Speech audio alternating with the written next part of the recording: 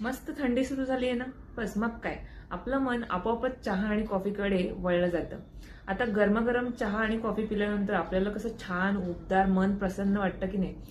पण या सगळ्यात आपल्याला काय विसर पडतो आहे, पाणी पिण्याचा. आता ही थंडी असल्यामुळे आपल्याला बऱ्याच वेळेला तहान लागत नाही आणि आपण पाणी पितच नाही.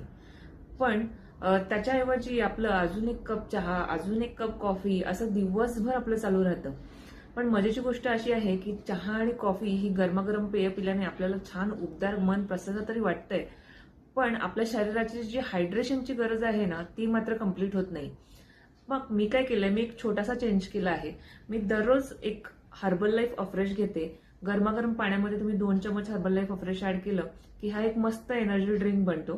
त्याच्यामुळे तुम्हाला एक मिळतं एक कम्प्लीट एनर्जी ड्रिंक, जे चहा आणि कॉफीला एक उत्तम पर्याय आहे. आणि तुमची एनर्जी पण छान मस्त राहते. तुमचं मेटाबॉलिझम बूस्ट होतं.